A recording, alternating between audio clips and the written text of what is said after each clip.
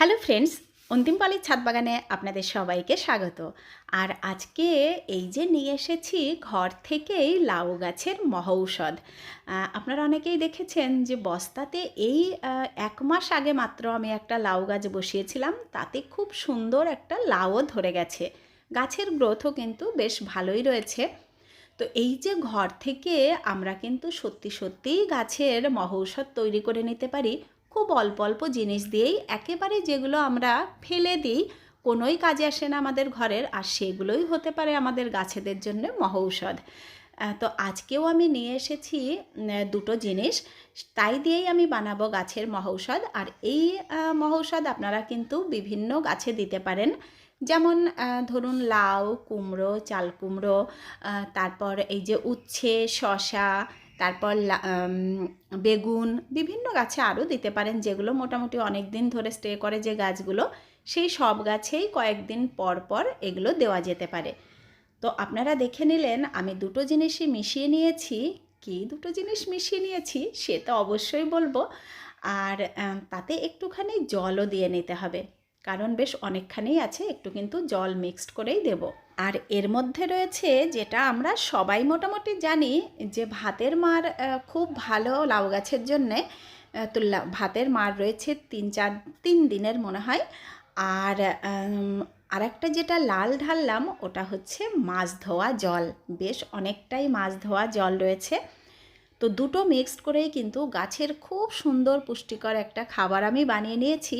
আর এটা দেওয়ার ফলে গাছ পায় বিভিন্ন রকম খনিজ পদার্থ আর মাইক্রোনিউট্রিয়েন্ট, ভিটামিনসের যেসব একটু একটু করে দরকার হয়, এই সব ঘরোয়া জিনিসে কিন্তু সেই খাবারের চাহিদাগুলো একেবারে গাছের পূর্ণ হয়ে যায়। আর তাতেই আমাদের গাছ সুন্দর ফুল ফল দেবে। আর এই যে গ্রোথ দেখুন, 1 মাসে একটা বস্তায় এইটুকু মাটিতে গাছের চেহারা দেখেই বুঝতে পারছেন যে কীরকম এই খাবারগুলোতে কাজ করে। আর ভাতের মার তো আপনারা দেখতেই পান, এখন আমি মাঝে মাঝেই দিই লাউ গাছে। তাছাড়াও খোলের সারও দিচ্ছি। আর ওই যে মাটি তৈরি তো একটা ভীষণ গুরুত্বপূর্ণ ব্যাপার, মাটিটাও খুব সুন্দরভাবে তৈরি করে নিতে হবে। তো একই সাথে বসানো চারা, এই দেখুন এটা বসানো হয়নি, টবের মধ্যেই ছিল, এটা একেবারেই কেমন রয়েছে।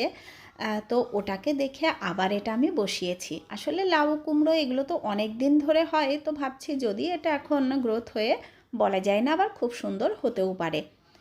তো বসিয়ে দিলাম। আর এই দিকে এই যে আমি একটা ড্রাম নিয়ে এসেছিলাম, তো আপনারা এই যে লাউ গাছের মাটি, কুমড়ো গাছের মাটি, যে কোনো সবজি গাছের মাটি এইভাবে তৈরি করতে পারেন। এখানেও দেখুন রয়েছে কিছুটা ফুল গাছের যে মাটিটা ছিল সেই মাটি। আর আমি বেশ খানিকটা গোবর সার ঢেলে দিয়েছি, মানে অনেকটাই বেশ গোবর সার দিয়ে নিলাম। আর যদি লাইট ওয়েট করতে চান তাহলে এর সাথে মোটামুটি হাফ হাফ করে যদি কোকোপিট মিশিয়ে দেন তাহলেও কোনো অসুবিধা নেই। কোকোপিটে কিন্তু গাছ মরে না, খুব ভালো হয়। ড্রেনেজটা অবশ্যই আপনাকে সব সময়ই ভালো রাখতে হবে। যে কোনো গাছের জল জমে গেলে সেটা মাটিতেও কিন্তু গাছ মরে যাওয়ার সম্ভাবনা থাকে।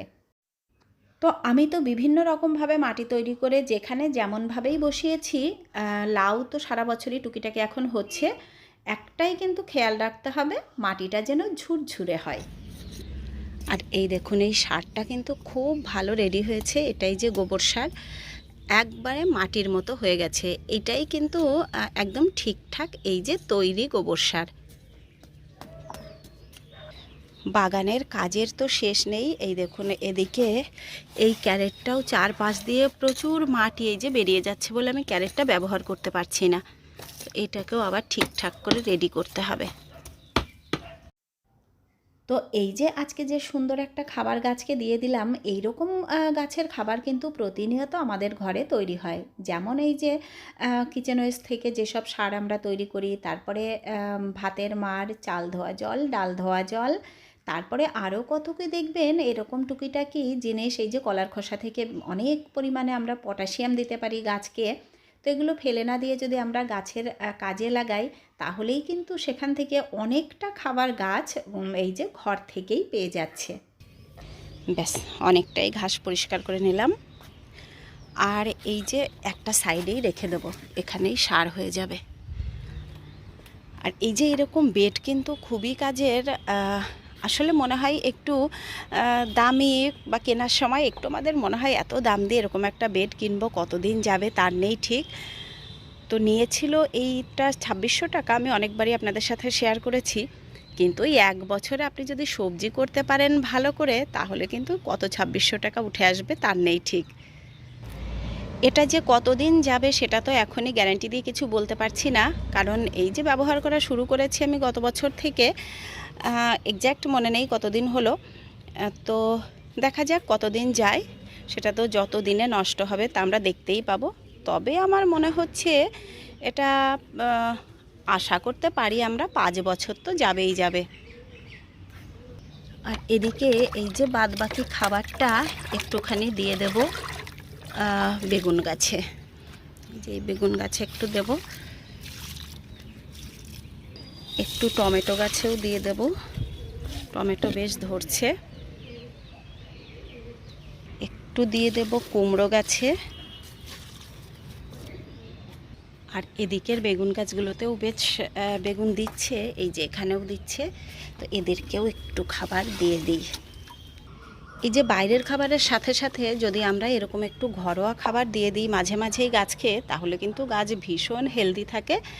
আর জৈব খাবারে সবসময় সবজির কোয়ালিটি ভালো হয়, আর খুব ভালো সবজিও পাওয়া যায়। তাছাড়া ওই জিনিসগুলো তো আমরা ফেলেই দিই, তেমন কোনো কাজে আসে না, তো গাছের খাবার হিসেবে কিন্তু খুবই ভালো। আর এই দিকে দেখুন কপি গাছের যা চেহারা হলো, সেই তুলনায় কপি কিন্তু মনের মতো একেবারেই হচ্ছে না। মানে দেরিতে বসালে এই যে গাছ যদিও হয়, কপির চেহারা কিন্তু খুব একটা ভালো হবে বলে মনে হচ্ছে না। গাছ হয়েছে কিন্তু একেবারে দেখার মতো, পোকাও লাগেনি, খুব সুস্থ সবলভাবে এই দেখুন সুন্দর ফুলকপি গাছ হয়েছে, কিন্তু তার কপির চেহারা একেবারেই ভালো হচ্ছে না। তো চলুন এবার একটু হারভেস্ট করে নিই। আর প্রথমেই নিয়ে নেব এই যে বেগুনটা, বেগুনটা একটু শক্ত শক্তই লাগছে নাকি, এটা কিন্তু তোলার মতো হয়ে গেছে মনে হচ্ছে। আর খুব বেশি বড় হবে না, কারণ এই যে কালকেও যেটা তুলেছিলাম খুবই কচি ছিল। হ্যাঁ, এটাও একেবারেই তোলার মতো হয়ে গেছে। এবার আবার পরেরগুলোও তাড়াতাড়ি আসবে। যে এখানে আছে এটা তো বড়ই হতে পারছে না, মানে এত ছোট গাছে অনেকগুলো বেগুন চলে এসেছে। দুটো একটা করে হলে যে সাইজটা পাওয়া যায়, এই যে এতগুলো একসাথে হলে অত বড় হয় না, তবে এগুলোও কিন্তু খারাপ হয়নি, খুব সুন্দর হয়েছে। আর এই জাতটা আমার এই যে এই বালতিটাতেও হয়েছে, এই যে এখানেও হয়েছে, তো এখানেও ওই ওই যে পড়তে শুরু করে দিয়েছে।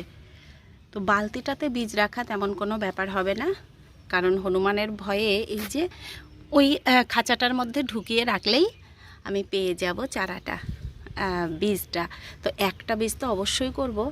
আর এদিকে দেখছি দুটো তিনটে পড়ে গেছে, তো এটাও খুব বেশি বড় হবে না, তিনটে চারটে একসাথে পড়ে গেলে কিন্তু এত বড় আর হয় না। এই যে গাছে হলুদ পাতা আমার একদমই দেখতে ভালো লাগে না। যখন এই যে পাতাগুলো একটু বুড়ো হয়ে যায়, দেখতে বাজে হয়ে যায়, এই যে একটু পরিষ্কার করে দিই গাছটা, ওগুলো গাছের বোঝা ছাড়া কিন্তু আর কিছুই না।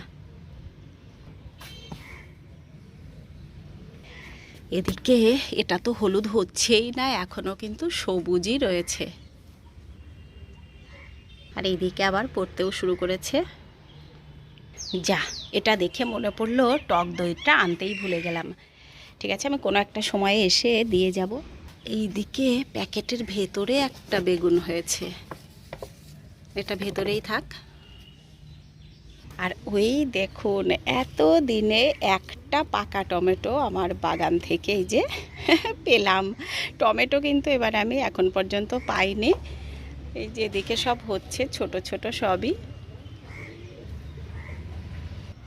আর তুলে নেব আজকেও একটা এই যে বাঁধাকপি, এটা আমি একজনকে দেব। আর এই বাঁধাকপিতে হঠাৎ করে কিন্তু আমি দেখেছিলাম যে এই দেখুন পোকাতে খাওয়া শুরু করে দিয়েছে পাতা।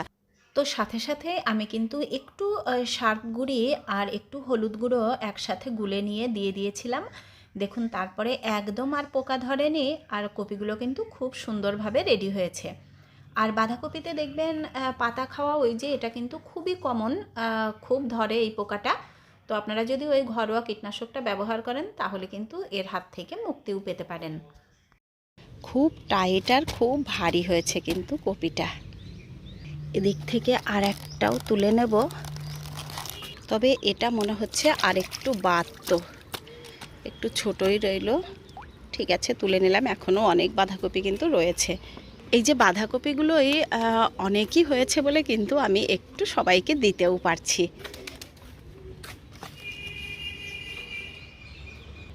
বাঁধাকপি কোনোটাই মার যায় না। এই যে এগুলো সবে বাড়তে শুরু করেছে, এগুলো কিন্তু একেবারে যখন খুব গরম পড়ে যাবে তখন পাবো। তো এখন দু একটা করে এই যে পেতেই থাকবো। তবে আরও কয়েকজনকে দেওয়ার এই যে বাকি আছে, তাদেরকেও একটু দিতে হবে। এদিকে এই যে কচি কচি নিম পাতাগুলো রোজ দেখছি আর ভাবছি একটু নিম বেগুন করব। তো আজকে একটুখানি তুলে নেব এখান থেকে, আর নিচে একটুখানি আমি তুলে নেব। নিচের যে গাছগুলো আছে ওখানেও দেখলাম একটু হয়েছে। তো যেটা তুলে নিলে সাইডে দেখবেন আবার ডগা বেরোবে। আগামী বছর আশা করছি এখান থেকে আমি অনেক নিম পাতাই পাবো। এবারে তুলে নেব আমার সব থেকে ফেভারিট জিনিস, আর সেটা হচ্ছে এই যে কুমড়ো ডগা, যেটা খেতে আমি ভীষণ ভালোবাসি। আর কি কচি কচি ডগা! এই যে সেদিন তুলে নিয়েছিলাম, সব থেকে রান্না করতে মজা, মানে কড়াইয়ে দেওয়ার সাথে সাথেই একেবারে গলে সুন্দর গলে যাচ্ছে। কুমড়োর আশায় থাকবো না, কারণ কুমড়ো তো হচ্ছে কোথায়, সবই তো নষ্টই হয়ে যাচ্ছে। বরং ডগাগুলো আগে খাই, কুমড়োটা তো অ্যাভেলেবেল কিনতে পাওয়াই যায়। এত সুন্দর ডগা পাতা কিন্তু খুব একটা পাওয়া যায় না। আর এই যে ডগাগুলো যত কেটে নেব দেখবেন তত হবে। ব্যাস এইটুকুই কিন্তু যথেষ্ট, বেশি হলে কেউ খাবেও না, নষ্ট হবে। আর এই যে আমার বাগানের শেষ হলুদ ফুলকপি এবারের মতো, এটা আমি তুলে নেব আজকে মাছের ঝোল করার জন্যে।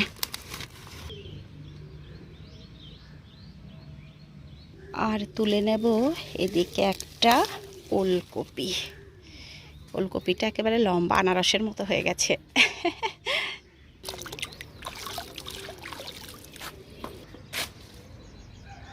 আর এদিক থেকে নিয়ে নেব একটুখানি পুঁই ফল,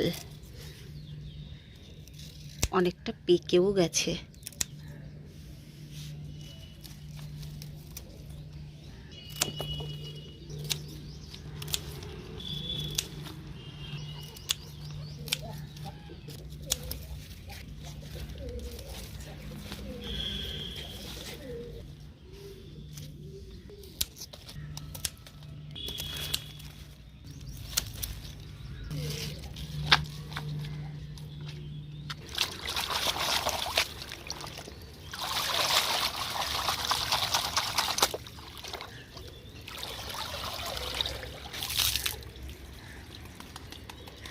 তো একদম কমপ্লিট হয়ে গেল। এই দেখুন আমার সুন্দর একটা হারভেস্ট, মানে দারুণ একটা হারভেস্ট কিন্তু আজকেও হয়ে গেল।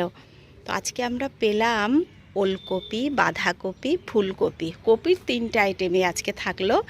পেলাম সুন্দর দুটো বেগুন, টমেটো, পুঁই মিটুলি, আর এদিকে নিম পাতা, কুমড়ো ফুল আর কুমড়োর শাক। তো 9 রকমের সবজি আজকেও এই যে হারভেস্ট করে নিয়েছি। এই একটা সপ্তাহ আমরা কিন্তু প্রত্যেক দিন এরকম হারভেস্ট করেছি। আর কালকের ভিডিওটা আপনারা আমি বলবো মিস করবেন না। কালকে একটা দারুণ আমার নিজেরই পছন্দের একটা খুব সুন্দর ভিডিও আমি আপনাদের সামনে তুলে ধরবো। তো আমারও সময় একদম শেষ হয়ে এসেছে। আর এতক্ষণ যারা দেখলেন তাদেরকে অসংখ্য ধন্যবাদ। ভালো লাগলে লাইক কমেন্ট শেয়ার করবেন। আর যারা আমার একদম নতুন বন্ধুরা আছেন তাদের যদি ভালো লাগে তাহলে চ্যানেলটিকে সাবস্ক্রাইব করে নেবেন। তো সবাই খুব ভালো থাকবেন। দেখা হবে আবার নেক্সট ভিডিওতে। টাটা।